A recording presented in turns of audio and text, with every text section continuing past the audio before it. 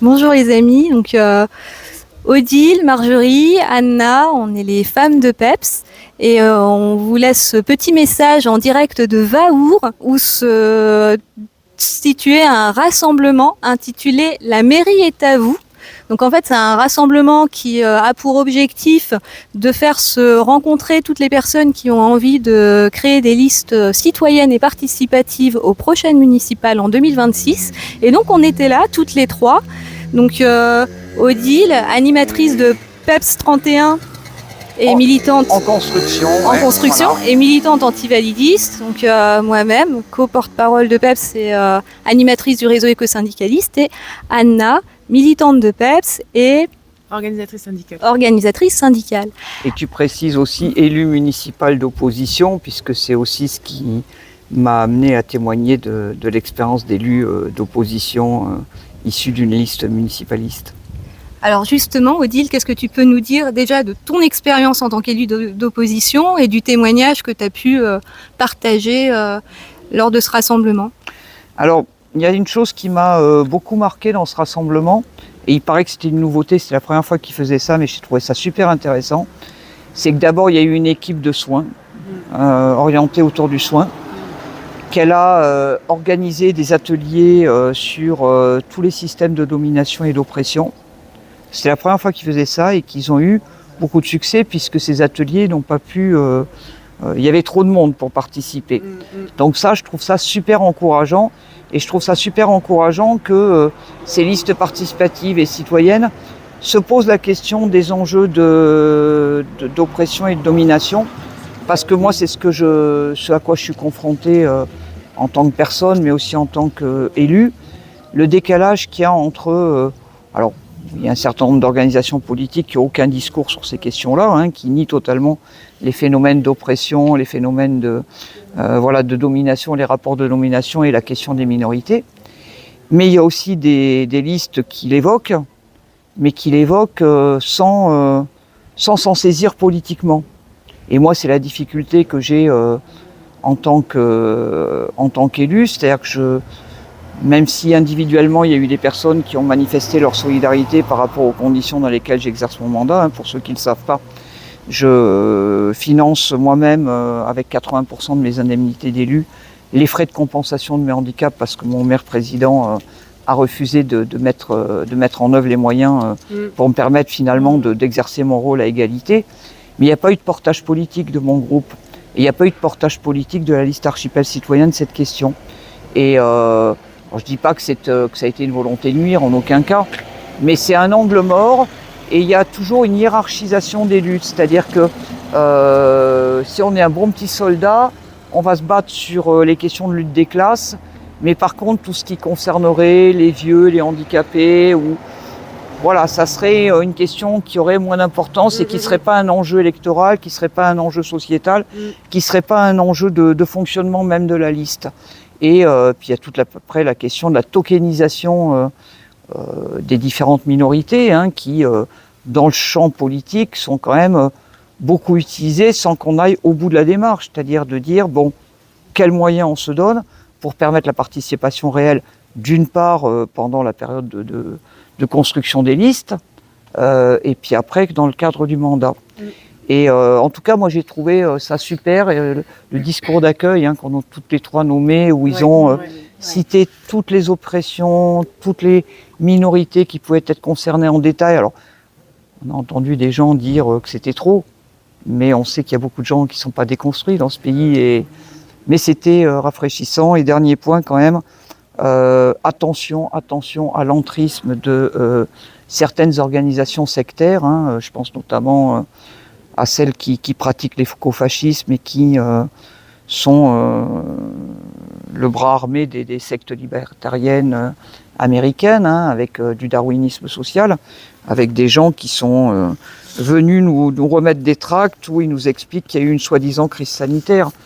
Quand on a des amis qui sont morts de cette soi-disant crise sanitaire, c'est une grande violence d'entendre ces propos-là, et de gens qui t'expliquent que la muselière que tu te mets sur le nez, ça les traumatise. Voilà. Mais plus sérieusement, c'est la question de la colonne vertébrale de ces listes. C'est-à-dire que pour moi, il ne s'agit pas juste d'être participatif, parce que On peut tout à fait imaginer, et c'est d'ailleurs ce que prépare cette liste dans le Var, c'est de se dire participatif et de porter un programme qui est un programme d'extrême droite, tout à fait clairement, et où on défend des acteurs d'extrême droite. Donc ça, attention, vigilance. Merci Odile. Alors, oui. Alors, pour ce qui me concerne, donc, du coup, je rebondis sur ce que tu viens de dire.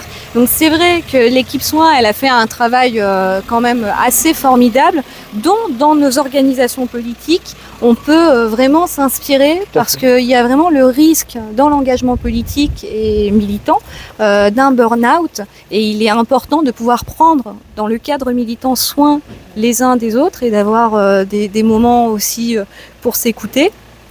Et vraiment, quand on décide de changer le monde, de changer la société, c'est important aussi de pouvoir prendre soin d'un point de vue politique des militants et de la société dans laquelle on veut vivre plus tard. Donc vraiment arriver à faire le lien entre les deux. Donc ça passe par la solidarité, ça passe par l'entraide.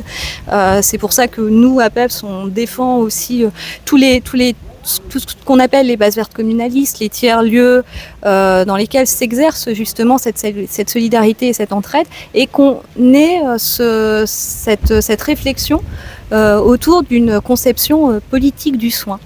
Pour ce qui me concerne, moi ce que j'ai trouvé intéressant en fait, c'est effectivement cet échange d'expériences dans le cadre des listes citoyennes et participatives, et de voir comment, avec quels outils, en 2020, un certain nombre d'habitants et de citoyens ont réussi en fait à prendre leur commune. Donc nous à l'époque, donc à PEPS, on avait sorti un guide communaliste où on avait bien fait la différence entre les petits villages dans lesquels effectivement on peut avoir des listes complètement communalistes, et la question du lien entre les forces politiques qui existent déjà dans les grandes villes. Donc ça, c'est quelque chose qui a été abordé, qui mérite en fait d'être à nouveau réfléchi dans le cadre des prochaines municipales 2026, où j'espère qu'on sera nombreux et nombreuses à prendre le pouvoir. Et le dernier point, c'était aussi dans le cadre du copartage de la formation, et notamment un atelier que j'ai trouvé très très bien, c'était un atelier sur l'eau. Donc co-animé par François et par une autre personne qui fait partie de la coordination des eaux d'Île-de-France, dans lequel on a réussi justement à prendre un peu connaissance des enjeux de l'eau à partir des bassins versants, dans une conception qui était à la fois un peu artistique, poétique, mais aussi très formatrice. Et donc ça donne des tas d'idées de mobilisation autour de la thématique absolument vitale de l'eau, dans un cadre et social et écologique, et qui correspond complètement à nos combats d'écologie populaire. Et toi, Anna ? Pour faire le lien avec ce que tu disais, j'ai trouvé très intéressant justement tous ces retours d'expérience sur les solutions qui existent et qu'on peut mettre en place dans nos communes liées à la gestion de l'eau, de l'énergie, de l'alimentation. Donc c'était très chouette de voir avec quels moyens et d'où sont partis. Et en fait, la différence aussi de contexte, la différence d'échelle des communes, mais la différence des moyens qu'ils avaient, avec lesquels ils sont partis. Et donc ça, c'était chouette d'avoir tous ces retours d'expérience. Pareil, je rebondis sur l'équipe soins. Moi, j'ai trouvé ça très cool, et je pense que c'est vraiment quelque chose à répliquer un peu partout, et quelque chose dont il faut qu'on se saisisse. Tu disais de politiser le soin. Politiser le soin, oui. Moi, j'ai beaucoup apprécié ces rencontres parce que je trouvais parce que j'ai retrouvé beaucoup de personnes que j'apprécie et que je pensais pas revoir non plus, et qui en fait connaissaient beaucoup de personnes que je connaissais aussi. Donc j'ai passé mon temps à demander mais comment tu connais un tel, et ça c'était chouette de créer ces ponts là entre militants du milieu associatif, entre élus, entre facilitateurs, tout ça. Et moi, sur un aspect un peu plus donc organizing, mobilisation et tout ça, un des trucs qui m'a frappé, c'est que je trouvais qu'il n'y avait pas beaucoup de communes finalement. En fait, je veux dire, à l'échelle française, à l'échelle de nos 36 000 communes, c'est un début, c'est un bon début, mais du coup, en termes d'organisation, ça te donne envie d'accompagner et d'aller mobiliser le plus de gens possible à lancer ces listes. Donc moi, ça m'a vraiment, ça m'a motivé à aller donner des coups de main, ou à essayer de penser comment justement aider à voir fleurir un peu des listes citoyennes un peu partout, quoi. en vue des prochaines élections. Donc ravi d'avoir passé ce moment ensemble et d'avoir... c'était très bien organisé. Voilà. Et en plus, on a pu profiter du cadre qui est quand même assez fantastique. Ouais. Donc, on est très contente. Donc voilà, et on se retrouve maintenant à la rentrée, plein de peps et plein d'énergie. Et attention, on rappelle aussi qu'on a notre congrès qui se tient tout à fait à Burla dans le Tarn du 27 au 29 septembre. Vous pouvez retrouver toutes les informations sur le site de PEPS, confpeps.org. Voilà, et n'hésitez pas à venir débattre avec nous, on va parler de plein de sujets. La seconde commune, c'est une un travail sur lequel PEPS a engagé une réflexion autour de l'idée de seconde commune.